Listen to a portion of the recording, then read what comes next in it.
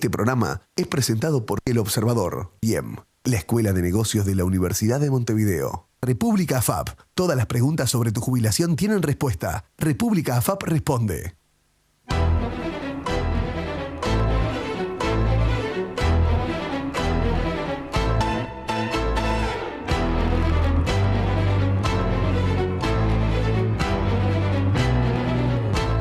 ¿Qué tal? Muy buenas noches. Bienvenidos a un nuevo programa de Claves Económicas por NSTV.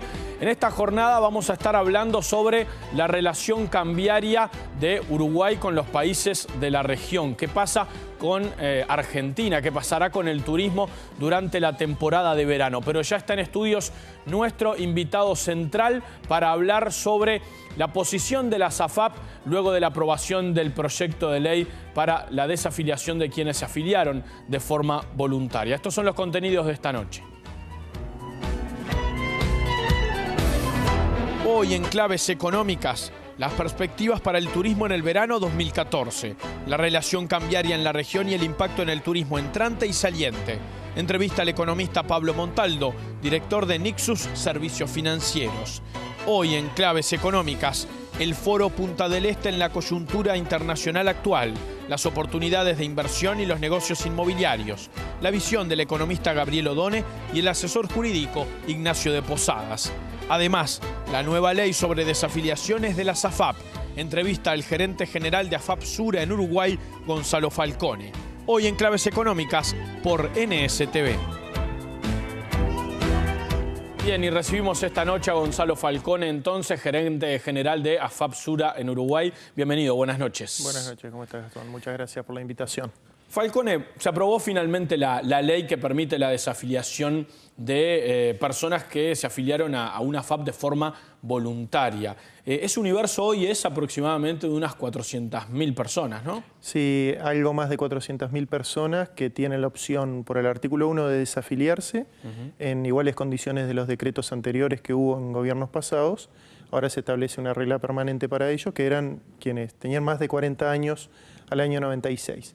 ¿Cuál es su opinión sobre la ley? Bien, nada más aclarar que ¿sí? La innovación es el artículo 2 que le permite a aquellas personas entre 40 y 50 años hacer una revocación de la opción del artículo 8 que tomaron oportunamente. Nuestra opinión, bueno, es una reafirmación del sistema en primer lugar, o sea, se están introduciendo algunos cambios sí a la ley original, pero que le permiten al afiliado tener una opción de analizar su situación particular entre estas edades de 40 y 50 años. En nuestra opinión, esa edad debió haber sido algo más para reducir el periodo de incertidumbre que estos afiliados van a tener al momento de analizar su situación particular, ¿no? ¿Algo más que edad, por ejemplo?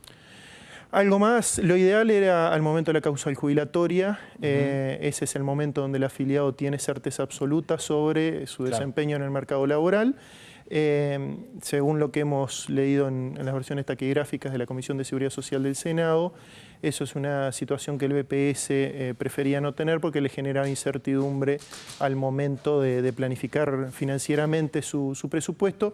El hecho es que esa incertidumbre se la pasó a los trabajadores, quienes van a tener que tomar, en el mejor de los casos, una decisión con 10 a 15 años de incertidumbre, ya que a los 50 para jubilarse faltan al menos 10 años, ¿correcto? Claro, la ley da ese margen relativamente amplio de entre los 40 y los 50 años. A simple vista uno podría pensar que lo más adecuado sería ir lo más cerca posible de los 50 años. No sé si ustedes eso se lo recomiendan a sus afiliados. Esa va a ser nuestra recomendación a los afiliados de todas las AFAP. En principio lo que estamos recomendando es que consulten con su AFAP, que el momento de tomar la decisión, dado que el proceso de asesoría es por única vez, aunque se incorporó un cambio que si uno, luego de pasados los 90 días que tiene para tomar la opción después de haber sido asesorado, no lo hizo, la reglamentación establecerá una segunda oportunidad. No está claro, pero bueno, como es un proceso, digamos, que una decisión irrevocable y de suma importancia, nuestra recomendación es que se haga lo más cercano a los 50 años para contar con la mayor cantidad de información posible al momento de esa toma de decisión, sabiendo que igual le va a faltar mucha información por la cantidad de años que le faltan para generar causal jubilatoria. ¿La AFAP va a ser también un asesoramiento? De nuestra parte sí, pero el hecho es que existen algunos trabajadores cuya historia laboral previa al año 96, dado que el sistema de capitalización individual no existía, no contamos con esa información, por lo tanto no podemos realizar una asesoría completa. Sí, le vamos a informar al afiliado acerca de sus derechos y, como decía, de que existe esta opción para que pueda evaluar su situación particular. Al principio comentábamos que aproximadamente un poco más de 400.000 personas estarían en esta situación a partir de febrero para comenzar a acogerse a esta ley y evaluar la posibilidad de desafiliarse. El Ministerio de Economía considera que va a ser muy bajo, lo dijo en el Parlamento en alguna de sus comparecencias sobre este tema, que va a ser muy bajo el porcentaje de desafiliaciones efectivas de trabajadores. ¿Ustedes hicieron alguna estimación? No, a ver, esto va a ser una realidad que se va a ir constatando a medida que las personas se vayan presentando. No tenemos elementos para evaluar qué cantidad de gente se presentaría. De hecho, nuestra recomendación es que, al tratarse de un derecho que tiene cada afiliado, nuestra recomendación es que la asesoría la hagan. Después allí, dependiendo de la situación individual de cada uno, cuál va a ser la conveniencia de permanecer en el régimen mixto o traspasarse al régimen de reparto, es una situación que no podemos evaluar porque es, repito, en forma individual. Claro, uno mira el proyecto y dice, bueno, es razonable que si hay trabajadores a los cuales no les conviene puedan volver al régimen anterior si hicieron la opción voluntaria.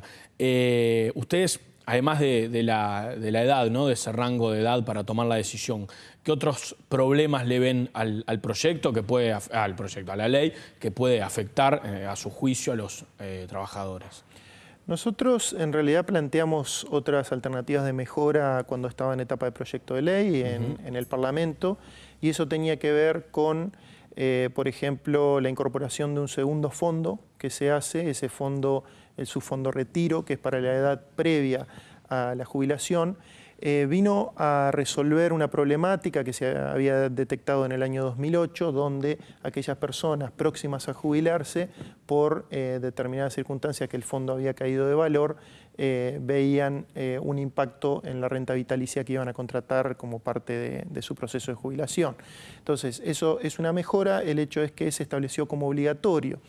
Y obligatorio se pasaría el fondo a partir de los 55 años, más o menos en un 20% anual. Lo que nosotros proponíamos en ese caso era que sea voluntario, porque en Uruguay las personas se jubilan en promedio a los 64 años y de esa forma se irían a un fondo que tiene una rentabilidad esperada menor y estarían mucho tiempo en ese escenario. Como también el punto de la rentabilidad nos parece muy relevante, de hecho la rentabilidad es el factor o el atributo más relevante en el sistema para tener en consideración los fondos acumulados hoy en la SAFAP. Aproximadamente es 1/3 de aportes que han hecho los trabajadores y 2/3 es la rentabilidad generada. Eso nosotros lo denominamos el valor agregado, justamente, que tiene la gestión del portafolio. Lo podemos mostrar. Usted nos trajo un gráfico específicamente de AFAP Sura, ¿no? Sobre la composición del fondo que administra la AFAP. Y la rentabilidad es el 64% y los aportes el 36%. Sí, eso aplica a todas las AFAP en promedio. Estamos en cifras similares, pero justamente de eso se trata. Acá el trabajador tiene una cuenta individual propia en la cual la rentabilidad que se genera en esa cuenta es del trabajador. Y lo que nosotros mostramos con ese gráfico es justamente el trabajo que hace la AFAP, que es administrar esos recursos para que esa rentabilidad engrose el saldo de la cuenta, que es lo que después le permite obtener una mejor jubilación. Hoy, en este momento, estamos con 2/3 de rentabilidad, como mencionaba, y 1/3 es lo que representan los aportes que han hecho los trabajadores. Y hay otro gráfico que nos puede ayudar a explicar la razón de ese fondo para los que están más cerca de la edad de retiro, porque yo lo consultaba antes de comenzar. Bueno, ahí se da una baja, ¿no?, en el 2008, en la crisis internacional, y ahí surge la alternativa de ese otro fondo, ¿no? Correcto. ¿Y eso por qué? Eso es justamente... acá en el sistema de capitalización individual, como la rentabilidad va al afiliado, también los riesgos asociados al portafolio son del trabajador. Entonces, en 2008, la crisis internacional que se desató a raíz del caso de Lehman, produjo una caída en el valor de los títulos que componen el portafolio, mayoritariamente títulos del Estado uruguayo, y lo que generó que algunas personas que estaban por generar su causal jubilatoria viesen una pérdida en el portafolio. Para esas personas hoy se propone esta alternativa, que es el subfondo de retiro, que lo que hace es que 5 años previos a la generación de causal van pasando un fondo menos volátil, o sea, más conservador, pero por ende que tiene menor rentabilidad esperada. Y para que la gente entienda, ¿por qué más conservador? ¿En dónde se invierte en esos fondos? En realidad no es conservador por el riesgo crédito que asuma, porque lo que se establece es que siguen siendo títulos del Estado. Lo que se reduce es la duración promedio de esas inversiones, es decir, el horizonte temporal al que se invierte. Claro. Se va a depósitos de más corto plazo o títulos de más corto plazo que tienen menor riesgo de mercado. Los críticos del sistema dicen, bueno, ¿vieron? Eso de tener que crear un fondo especial para los que están cerca del retiro es lo que muestra que el sistema tiene sus fallas y que el sistema puede generarle perjuicios al trabajador. El sistema, y eso está claro, y yo de hecho lo mencioné, los riesgos asociados a las inversiones son del trabajador, los asume el trabajador, y para eso hay una administración profesional de portafolio, que es el valor que ofrece la FAP.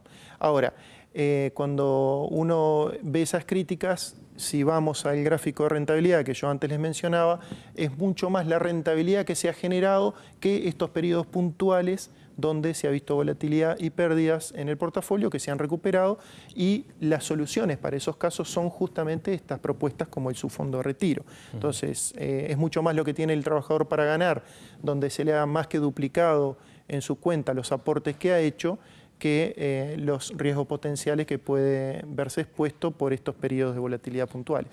Falcone, hacemos una pausa y luego seguimos conversando y analizando el impacto que puede tener en las AFAP esta ley. Ya venimos con más claves económicas.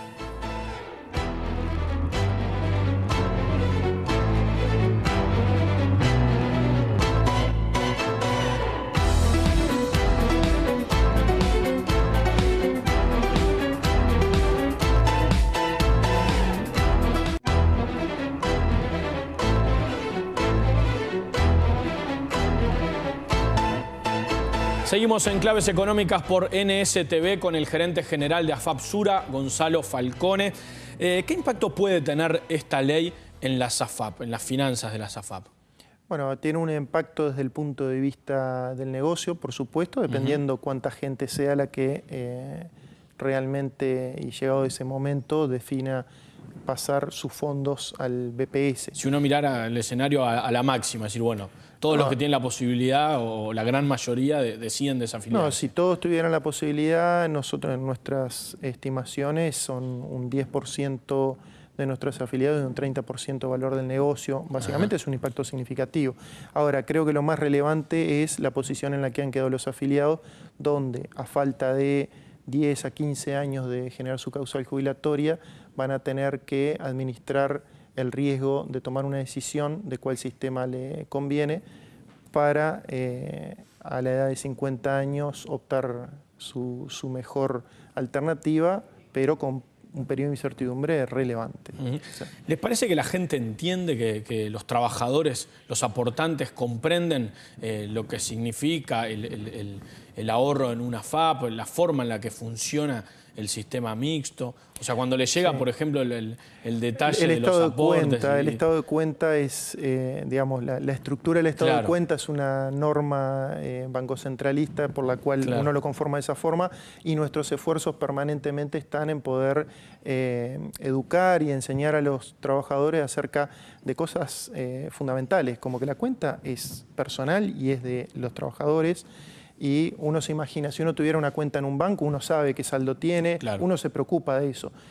Nuestro, digamos, llamado a los trabajadores es justamente que llamen a su AFAP, se interioricen de todos esos temas, por ejemplo. Pero la gente va, el usuario va, por ejemplo, ¿cuál es la experiencia de ustedes? La presencia física a nivel de sucursales es muy poca, digamos, lo que hacen los usuarios, por eso uno tiene medios a través de las páginas web, o también 0800 AFAP, que es nuestra línea telefónica gratuita para que se comuniquen, pero temas también relevantes como que el aporte a la seguridad social no cambia por pertenecer a una AFAP. El 15% del Montepío famoso, ese sigue siendo igual, lo único que uno lo separa dependiendo de la opción que quiere entre BPS o AFAP, o que el saldo de su cuenta es heredable. En caso de fallecimiento del trabajador y que no se genere pensión, el saldo de la cuenta va al saldo, digamos, al haber sucesorio y por ende termina recibiéndolo sus herederos, ¿no? O sea, son cosas relevantes que por tratarse de algo que va a suceder dentro de mucho tiempo, las personas no suelen estar al tanto de todos los beneficios que tiene el sistema, ¿no? Ustedes también habían realizado una propuesta de hacer otro fondo, además del que hablábamos, que ahora es obligatorio para las personas que están más cerca de la jubilación, un fondo para las personas jóvenes. ¿Por qué? ¿Por qué es necesario o qué beneficios le daría a la persona joven que está aportando? Sí, el sustento de esto es justamente el tema de que la rentabilidad es el atributo fundamental en el sistema de capitalización. Uno, cuanto mayor rentabilidad esperada tiene, más ahorros construye en su saldo de la cuenta y por ende puede acceder a una mejor jubilación. Esa es la razón que hay detrás de esa propuesta.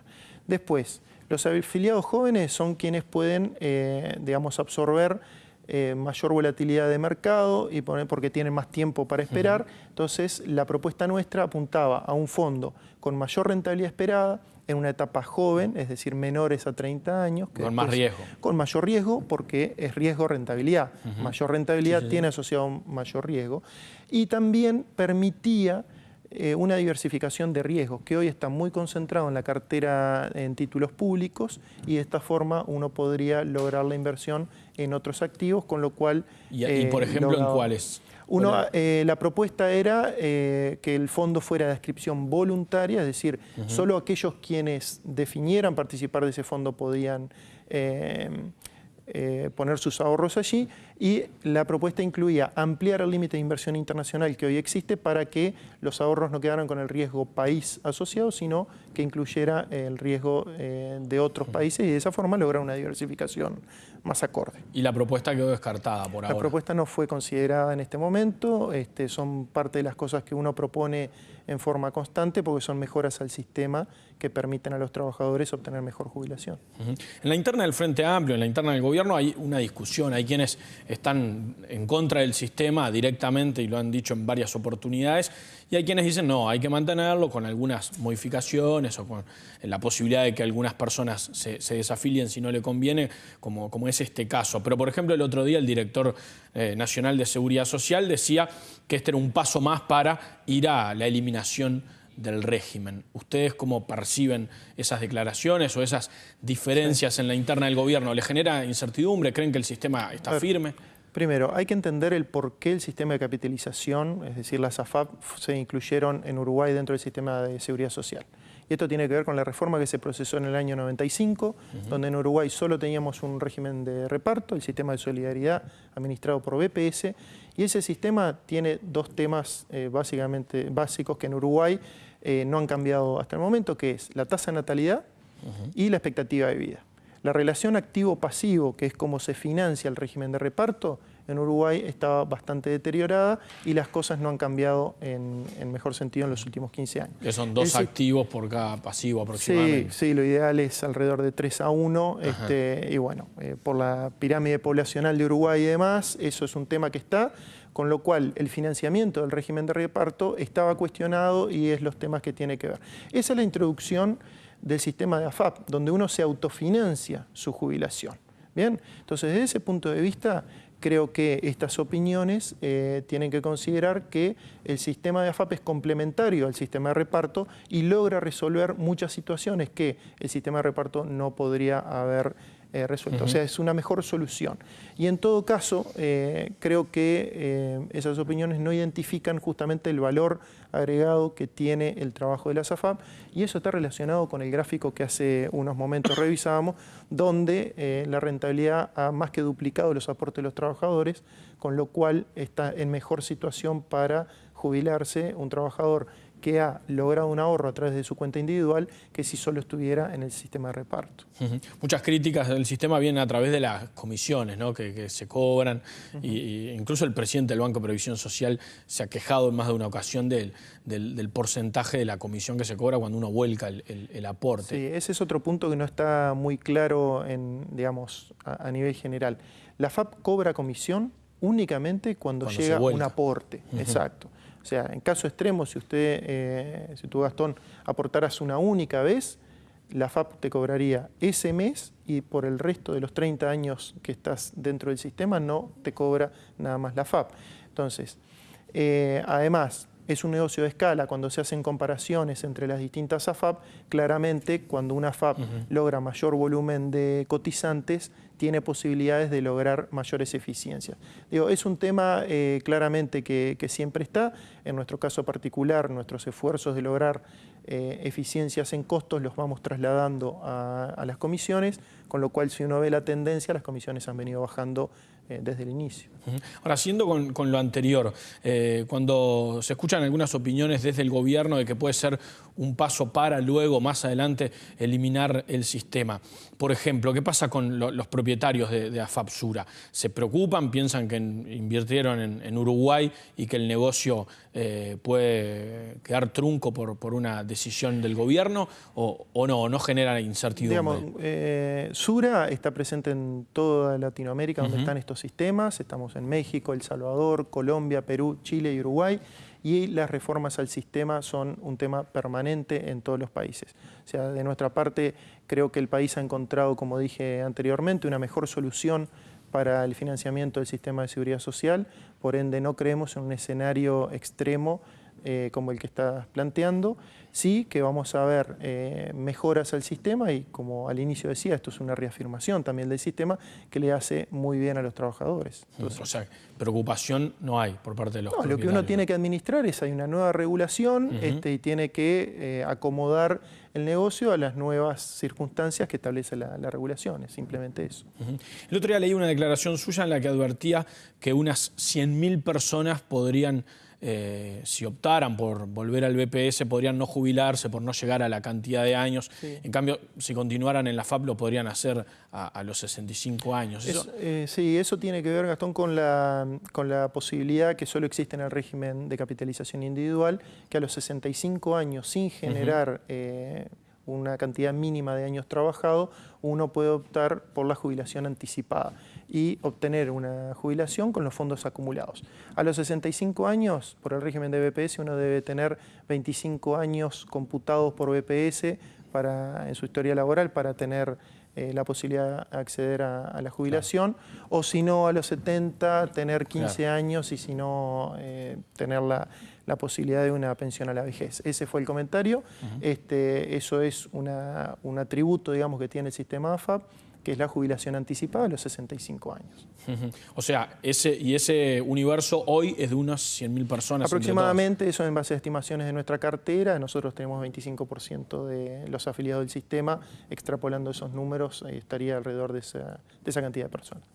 O sea, Falcone, haciendo un balance entonces, ¿cuál es el impacto que les parece puede tener sobre el sistema esta ley, más allá de que no hubo una estimación por parte de la SAFAP sobre la cantidad de gente que se va a desafiliar? El Ministerio de Economía ha dicho que el porcentaje va a rondar el 10-11% de la cantidad de personas que pueden hacer uso de la opción. Sí, nosotros creemos que se incorporan algunas mejoras que reafirman el régimen, como es el hecho del subfondo de retiro. Sí creemos que se ha puesto en la piel de los trabajadores el tomar una decisión con muchísima incertidumbre, a una edad donde no van a tener toda la información, y donde el proceso de asesoría, más allá de que va a tener quizás algunos casos que establezca la reglamentación, una segunda oportunidad, es una decisión por única vez, en forma irrevocable y sin toda la información. Entonces, ese es el punto que más nos preocupaba, por lo cual la propuesta de parte del sistema AFAP era elevar la edad. Dado cómo están las cosas, nuestra recomendación es que los afiliados se comuniquen con su AFAP para conocer su situación particular.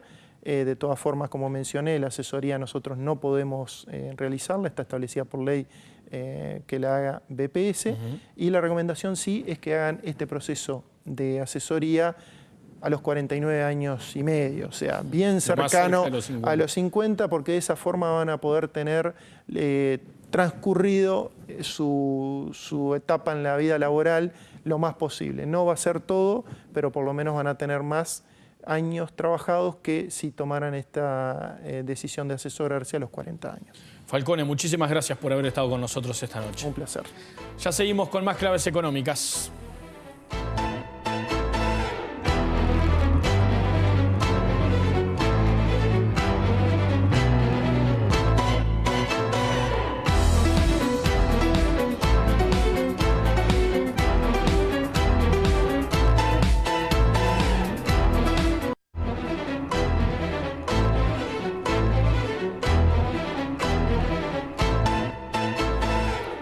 Seguimos en Claves Económicas por NSTV. Horacio Baroli, buenas noches. Buenas noches, Gastón. Y recibimos al economista Pablo Montaldo, director de Nixus Servicios Financieros. Pablo, bienvenido. ¿Qué tal? Muchas gracias por la invitación. Pablo, que siempre nos acompaña. Hubo elecciones en Argentina. El oficialismo salió un poco malherido, más allá de que mantiene la mayoría en el Parlamento, pero perdió en algunos distritos muy importantes. Y en Uruguay se estaba esperando con expectativa esa elección, porque enseguida pueden venir algunas medidas económicas que pueden ser o más ortodoxas o al revés. Con Argentina nunca se sabe qué va a pasar. ¿Qué esperás, Pablo, de eso? No, yo sinceramente no espero grandes cambios. O sea, ¿qué podría pasar? Que el gobierno ahora decidiera desandar algunas medidas proteccionistas que ha implementado, lo creo altamente improbable. Aunque ayer se especulaba en la prensa que Moreno no estaba en la foto donde estaban todos los kirchneristas. Claro. Entonces que Moreno, que podía ser una ¿qué salida? Pasó? Claro. ¿Quedó de lado? No creo, sinceramente no creo. La alternativa a este modelo, entre comillas, económico argentino es ortodoxia, y eso no se va a hacer. En este gobierno no. Vamos a tener 2 años más de más o menos lo mismo, me parece a mí, es una opinión. Claro, Pablo, pero en realidad cada vez que hay una instancia de estas, siempre se hace la misma pregunta y siempre queda como el planteo y la expectativa de ver qué pasa. ¿Por qué? Y bueno, porque de alguna manera todo el mundo está esperando que Argentina ponga un poco de racionalidad en su manejo macroeconómico, ¿no? O sea, Argentina tiene cifras muy mentirosas, tiene una inflación muy alta, desmesuradamente alta, insostenible a largo plazo. Actualmente tiene una tasa de crecimiento muy baja, ha bajado mucho la tasa de crecimiento del PIB. Y bueno, son todas cosas que la gente espera alguna reacción, alguna medida para encauzar esas cosas, ¿no? Ahora, con el dólar es esperable que se tome alguna medida en Argentina, ¿no? Ahora, a partir de... ¿Esperable? ¿Medida en qué sentido? La verdad no está claro, porque... ¿No le ves salida a ese sistema que se generó? Probablemente sean más regulaciones, más controles, más tipos de cambio, múltiples probablemente, cosas en esa línea heterodoxa, por decirlo de alguna manera, ¿no? No creo que yendo a la ortodoxia, a liberalizar, no creo, sinceramente no creo. Hoy la relación cambiaria con Argentina, por ejemplo, el domingo salía un artículo en el Diario del País en el cual comparaban producto por producto, y hoy sigue estando muy conveniente, y quizás hasta más conveniente que en otro momento, ir a comprar para los uruguayos a la Argentina. Esa relación cambiaria puede perjudicar a Uruguay seriamente, por ejemplo, en la temporada turística. ¿Cómo estás evaluando esa situación? Sí, esa comparación está hecha en base al dólar paralelo, claro, digamos, que es un dólar que rige para determinadas transacciones, ¿no? Para todo lo que es comercio exterior rige el dólar oficial. Que es el grueso de las transacciones, ¿no? El dólar paralelo rige para algunas transacciones, pero no es lo más importante. Sí, para el turismo, Argentina lo que hace esto es que a Argentina se abarata y a los argentinos se les encarece ir al exterior, a pesar de lo cual, paradójicamente, los argentinos siguen saliendo al exterior y siguen comprando cosas en dólares, artículos de lujo dentro de Argentina y siguen viajando porque es la manera, de alguna manera, de gastar esos ahorros y de no tenerlos en pesos argentinos, digamos. Claro. Ahora, en un momento se hablaba del dólar colonia, ¿no? Estaban viniendo argentinos, retiraban en un cajero, acá tenían la libertad para cambiar y eso tuvo sus limitaciones y eso se terminó, ¿no? No se está viendo. Sí, se terminó porque se pusieron limitaciones a la cantidad que se pueden retirar con las tarjetas de los cajeros, las tarjetas de débito. Se puso una limitación y por lo tanto se... ¿Pero se sigue notando ese ida y vuelta entre argentinos y uruguayos con este tema del cambio? Ahora lo que está pasando mucho es uruguayos yendo a Argentina, ¿no? Claro. Y comprando argentinos acá o llevando dólares para comprar allá, para comprar allá, que está conveniente. Muchas cosas algunas cosas no, pero muchas cosas están convenientes. Porque, bueno, nos regimos por el dólar paralelo. Si nos regiéramos por el oficial, no estaría conveniente. Pero el dólar paralelo, que es el doble, y sí, eso básicamente se da. Lo que también, la contracara de esto es que, bueno, a los argentinos se les encareció mucho Uruguay, ¿no? Claro. Entonces, bueno, el flujo de argentinos hacia Uruguay... Por eso, ahora, en un momento vinieron y realizaban operaciones con dólares, ahora no se está viendo, eso se terminó. O sea, los argentinos siempre están buscando la manera de sacar pesos, dólares para afuera, dolarizarse, comprar dólares para protegerse. Claro. Básicamente lo que pasa cuando tenés una inflación del 20, 30% anual o no se sabe cuánto es, bueno, la gente trata de protegerse y el dólar para nosotros siempre es la moneda de refugio. Bueno, compras dólares y por lo menos ahí tenés algo resguardado.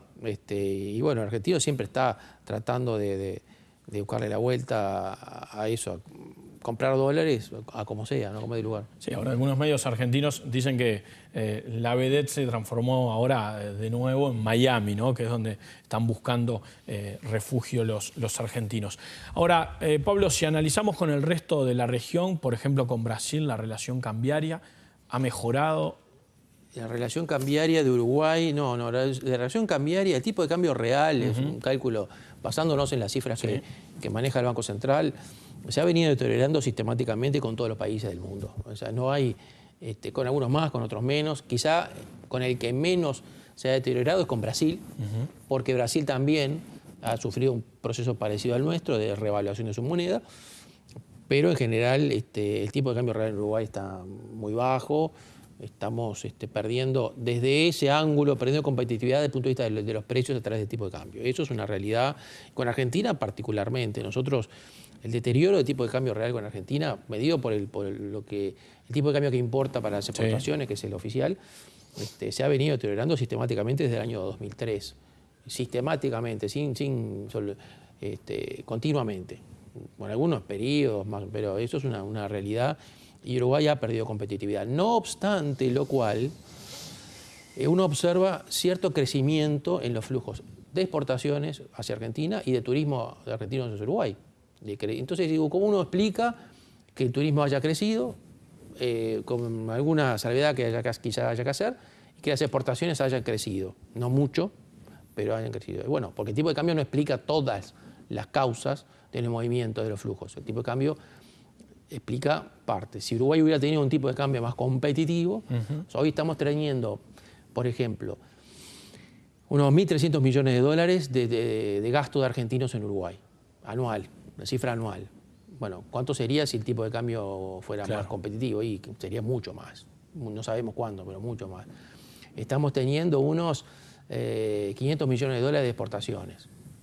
¿Cuánto tendríamos si de exportaciones de bienes, ¿no? ¿Cuánto tendríamos si el tipo de cambio fuera competitivo? Y tendríamos 800, 1000, no sabemos, pero mucho más seguramente. Lo que pasa es que el tipo de cambio es una variable que, el tipo de cambio real es una variable que no se maneja, que el gobierno no la maneja. O sea, depende de la cotización del dólar, de la inflación de acá, de la cotización del dólar en Argentina y de la inflación en Argentina. Y esas variables prácticamente no las maneja. A duras penas tratamos de manejar la inflación o de tenerla más o menos bajo control, con muchas dificultades, como se ha visto en Uruguay, para tener dentro de un cierto rango ubicada la inflación. Pero bueno, a veces dice, bueno, ¿por qué el tipo del gobierno? Y bueno, esto no es tan fácil, manejar el tipo de cambio real, porque son varias variables y bueno, ojalá tuviéramos un tipo de cambio real más competitivo y en algún momento esto va a pasar. Vamos a volver a un tipo de cambio real más alineado con lo que es el promedio histórico.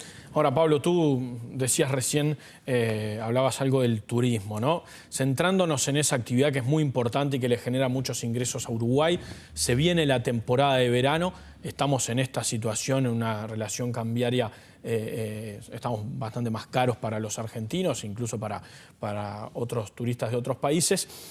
¿Cuál puede ser el desarrollo de la temporada turística mirándolo desde ese punto de vista? Por ejemplo, los argentinos tienen algunos problemas y hay cadenas de supermercados que han dicho pueden pagar ahora y retirar los productos en verano. El gobierno extendió los incentivos fiscales hasta el julio del año que viene. Se están tomando medidas, pero claro, a veces esto es irrebatible, ¿no? Lo de la diferencia cambiaria. Es que Uruguay está muy caro, para los argentinos particularmente, pero para todo el mundo, para el resto del mundo está muy caro. Sacando los brasileños, probablemente para el resto del mundo, Uruguay está muy caro, pero muy caro, y para los argentinos particularmente caro. Entonces, eso incide sobre el flujo del gasto de los argentinos en Uruguay. Digo, eso es una cosa que no se puede negar. Claro. O sea, ¿cuánto va a ser la merma de turistas y de gasto de turistas argentinos en Uruguay? Y bueno, lo veremos después que pase la temporada.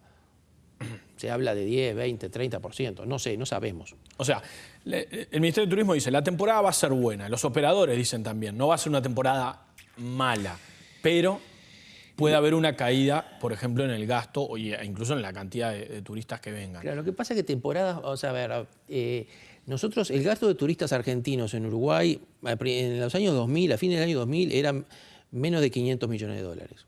Hoy son 1.300 millones de dólares. Claro.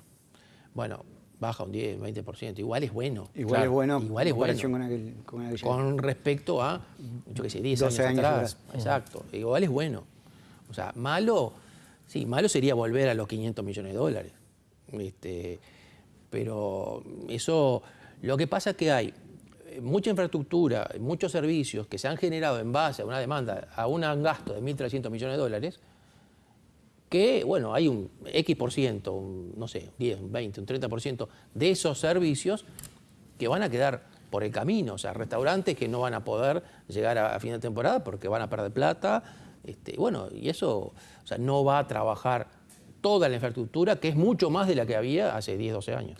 Pablo, ¿es posible aceptar pesos argentinos en la temporada, en algunas operaciones, en algunos comercios?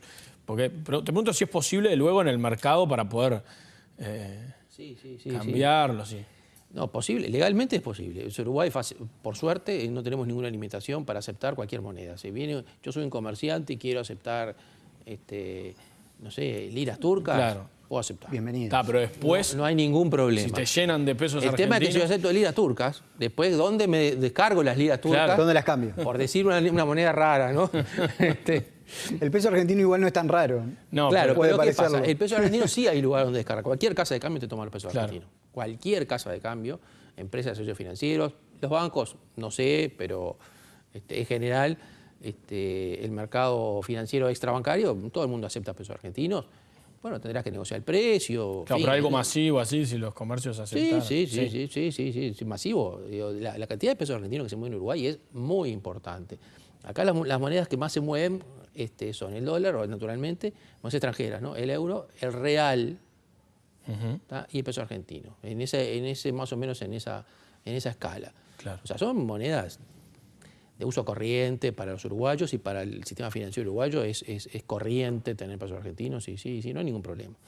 En el próximo bloque, Horacio, vamos a analizar lo que fueron algunas de las conclusiones de un foro que se realizó en el Hotel Conrad, Punta del Este, en la coyuntura actual, hablando de turismo, pero hablando también obviamente de inversiones. Sí, en el que participaron Gabriel Odone, el economista Gabriel Odone, Silvia Ferrer y Ignacio de Posadas. Ya venimos.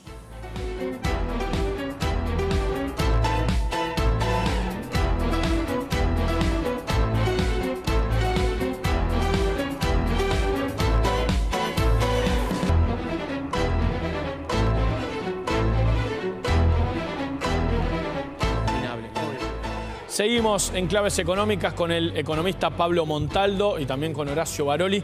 Horacio, estuviste viendo lo que fueron las presentaciones de Gabriel Odone y también conversando con Ignacio de Posadas sobre lo que fue ese foro Punta del Este en la coyuntura internacional actual. ¿Cuáles son las principales conclusiones? Sí, ambos expusieron este fin de semana en el Hotel Conrad sobre Punta del Este y la coyuntura económica actual.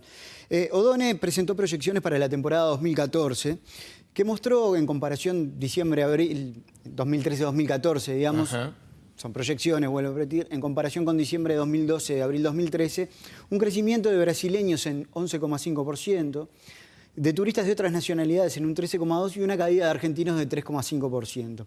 El crecimiento está explicado por el repunte de turistas en lo que va del año y mejoran las perspectivas de crecimiento de la economía.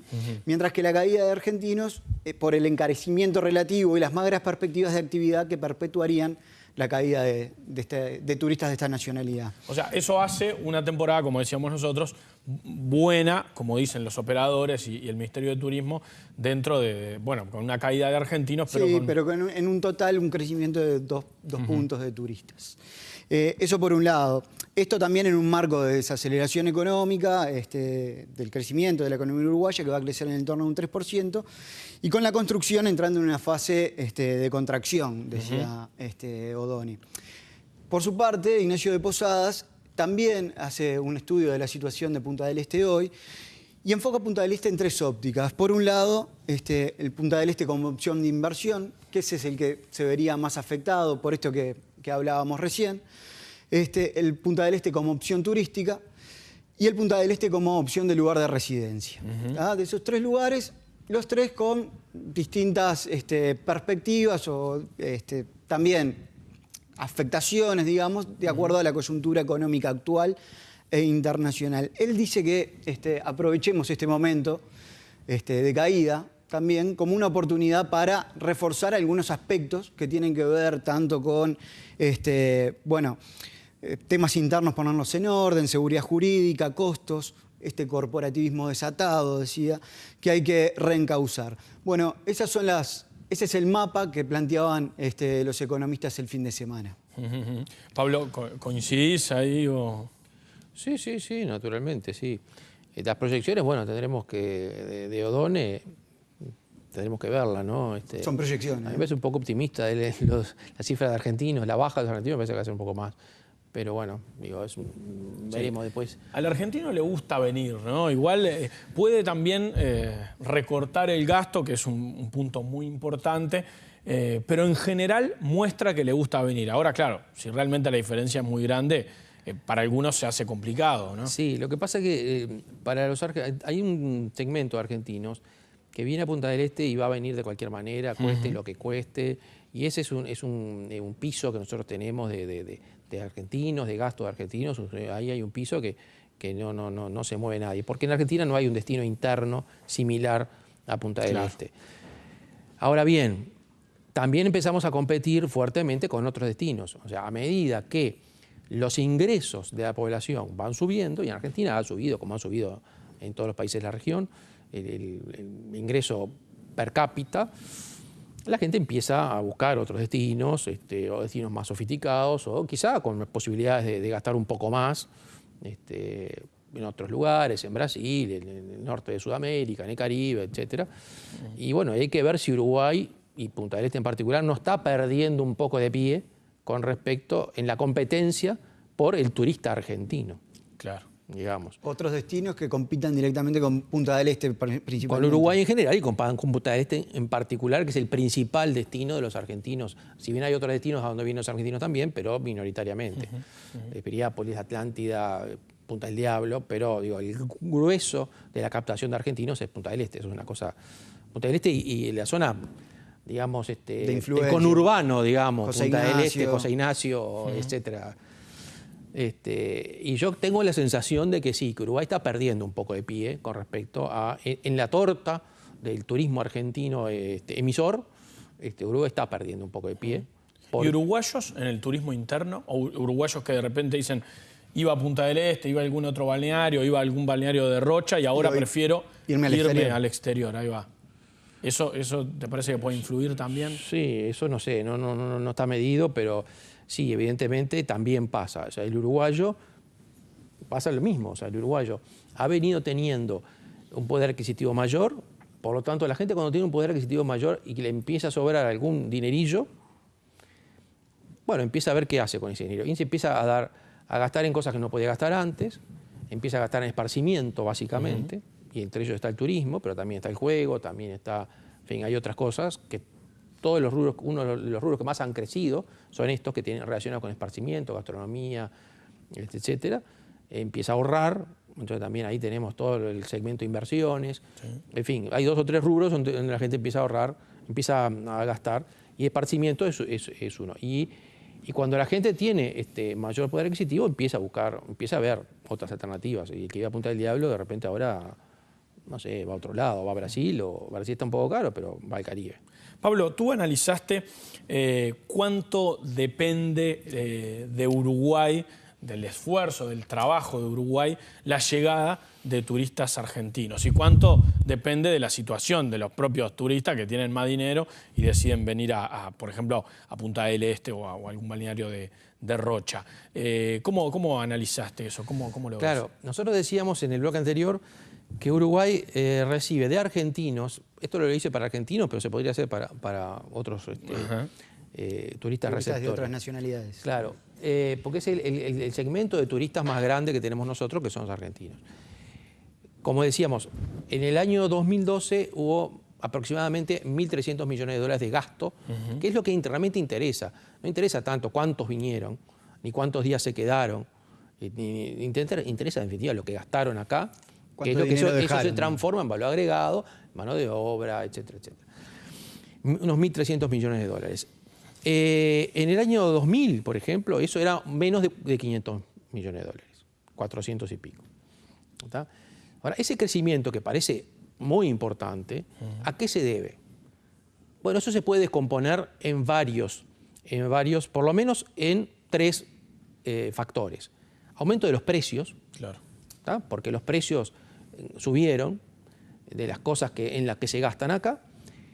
Aumento del poder adquisitivo de los argentinos, ¿verdad? El ingreso per cápita de los argentinos ha ido subiendo y por lo tanto, a medida que van subiendo, gastan más. Y después a acciones nuestras por atraer a los argentinos, para que vengan y gasten más. Vengan más y gasten más.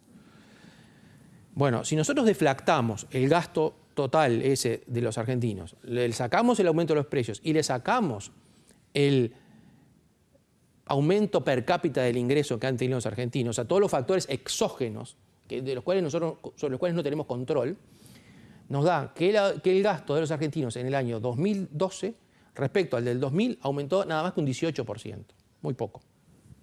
O sea, estaba en menos de 400 millones y ahora está levemente por arriba de 500, muy poco, 18. O sea que, por eso eso me lleva a decir a mí que en realidad Uruguay no estará perdiendo un poco de pie en la torta del turismo emisor argentino. O sea, el argentino ya está mirando más hacia otros, a medida que tiene más poder adquisitivo, mirando más hacia otros destinos y lo deja a Uruguay medio relegado. Cuando hablamos cuando tú decís Uruguay ahí, hablamos de Punta del Este como una especie de destino más sofisticado, como tú decías, ¿no? Ese es el foco principal. Sí. O sea, por ejemplo, decís, perdiendo pies y bueno, otros destinos más sofisticados, como planteabas. Ese turista con mayor poder adquisitivo va buscando destinos más sofisticados. ¿Qué son destinos más sofisticados? Y bueno, de los más sofisticados son los resorts de la Riviera Maya. Claro. Bueno, si vamos a Europa, el Mediterráneo. Sí, Grecia. Bueno, las islas. Claro, las islas, o Italia, o el sur de España, etcétera, etcétera. Esos son destinos sofisticados con servicios de clase mundial, por decirlo de alguna manera. Claro. ¿Y Punta del Este, por qué crees que puede estar perdiendo ese segmento? Y porque hay destinos que realmente están por encima de Punta del Este. Para mi gusto están por encima de Punta del Este en muchos aspectos. Claro, hay algunos aspectos en los cuales no hay nada para hacer. No podemos competir con la temperatura del agua, no podemos competir. Claro, por eso no hay nada. Entonces ahí tenemos que compensarlo con otra cosa, porque la temperatura del agua no la podemos cambiar. Y el color y la transparencia del agua no la podemos cambiar. Pero los servicios, uno va a otros lugares, quien ha ido a lugares de vacaciones en el Caribe, los servicios en general son superiores a los nuestros. En hotelería, en gastronomía sobre todo, tenemos mucho por hacer. Hay quienes plantean que Punta del Este debería ser un destino más exclusivo todavía, porque hoy en realidad hay lugar para prácticamente todos, no todos digo, pero hay distintas opciones, más baratas, más caras, de lujo. Eso de lo más exclusivo ya es imposible. Punta del Este se masificó, a partir de que se construyó el Hotel Conrad se masificó. Hay un antes y un después. Eso es una realidad. Para bien del Uruguay, porque se masificó, y acá están las pruebas de que Uruguay, que el gasto creció. El Conrad le aportó a Punta del Este enorme cantidad de cosas, pero de alguna manera fue un rumbo querido o no querido, un rumbo estratégico que se siguió con respecto a Punta del Este. Entonces los destinos exclusivos habrá que buscarlos más para el lado de José Ignacio, para el lado de las Garzas. Claro, que ahí Garzón se están desarrollando. Claro, ahí está. Pablo, por el contacto que vos tenés con turistas, con argentinos sobre todo, se reclama el tema de servicios, y lo digo pensando en lo siguiente. Desde el gobierno se han impulsado una serie de medidas para promocionar el turismo, promociones, por ejemplo, en la nafta, por decir algo, pero tal vez se haya descuidado ese otro sector, lo que decías vos, lo de servicios.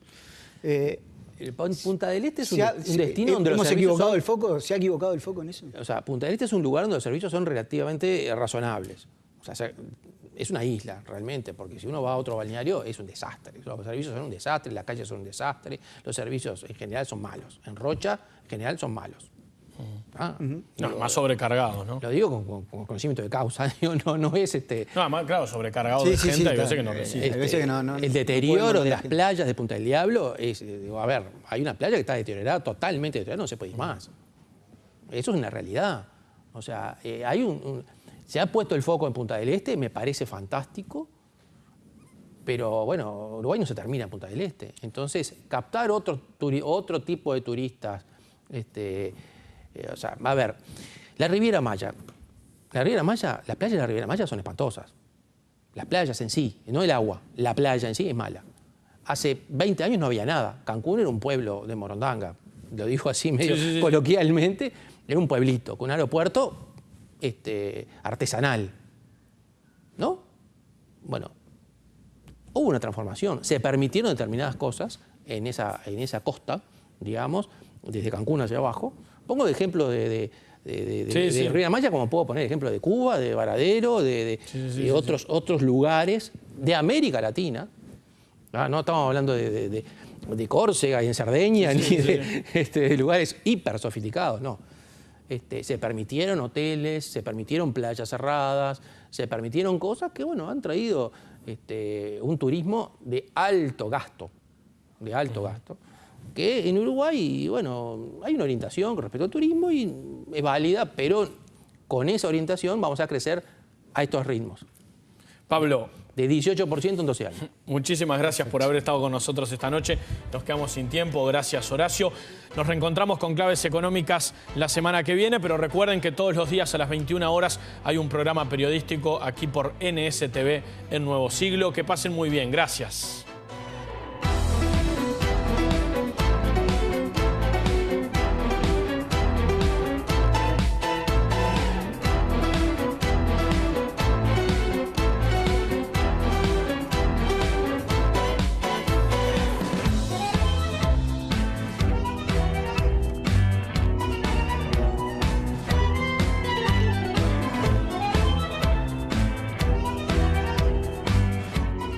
Presentó Y el Observador, IEM, la Escuela de Negocios de la Universidad de Montevideo. República AFAP. Todas las preguntas sobre tu jubilación tienen respuesta. República AFAP responde.